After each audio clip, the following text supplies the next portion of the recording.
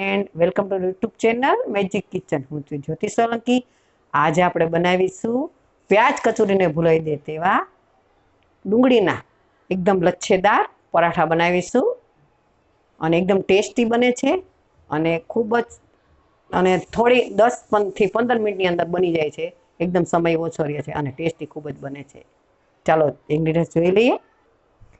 આવી નાની 6 ડુંગળી લીધી છે, એટલે આશરે 250 ગ્રામ ડુંગળી છે.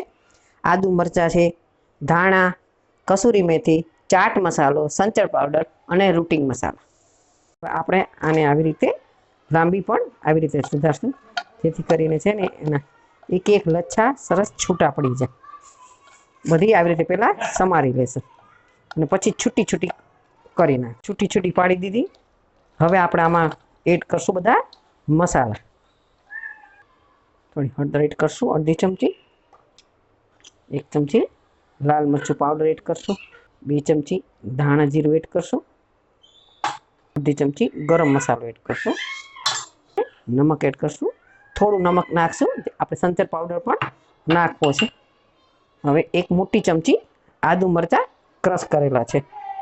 1 મોટો ચમચો ધાણા એડ કરશું. 1 ચમચી જેટલી કસૂરી મેથી છે, જેને આપણે આવી રીતે મસળીને એડ કરશું.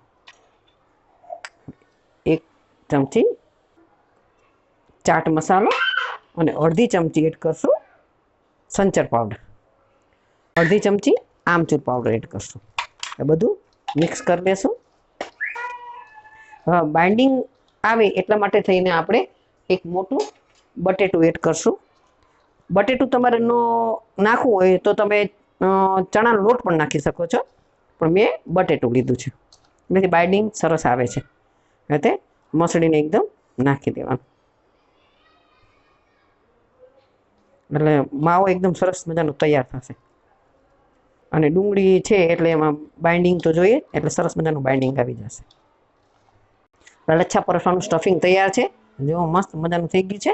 એને 1 મરચું લેશું, થોડા ધાણા લેશું,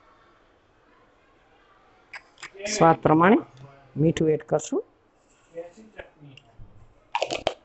અને 1 મોટી ચમચી ખાંડ એડ કરશું. 1 થી 1.5 ચમચી. આપણે એને અધકચરી ખાંડી લેશું આવી રીતે. આ દહીંની ચટણી એકદમ સરસ લાગે છે આ પરોઠા સાથે. કોઈ બી પરોઠા તમે ખાઓ એમાં આ ચટણી બહુ જ સરસ લાગે છે. આવી રીતે અધકચરી ચટણી આ આપણે દહીંની અંદર એડ કરી દઈશું. તો આપણે આપણી દહીંની ચટણી ટ્રાય કરજો તમે એક વખત. લોટ બાંધી લીધો તો મેં સરસ મજાનો કૂણવી લેશું.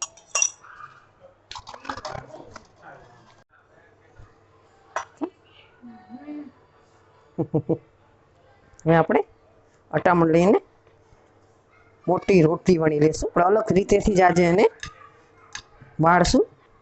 આપણે સ્ક્વેરમાં બનાવશું. મસાલો ભરી લેશું. એમાં આપણે આવી રીતે ને વાળી દઈશું.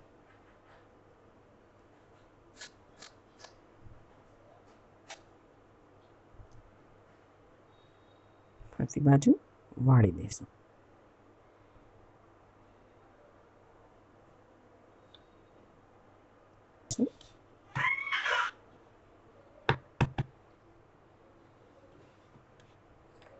પણ આપણે તલ લઈશું,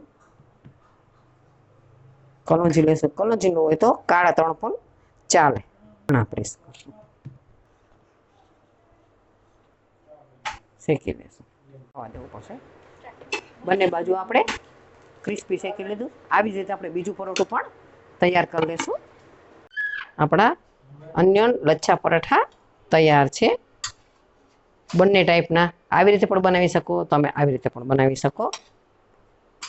એકદમ જો એકદમ અને અંદર એકદમ મસાલો એટલો સરસ બને છે કે ખરેખર તમને ભાવશે.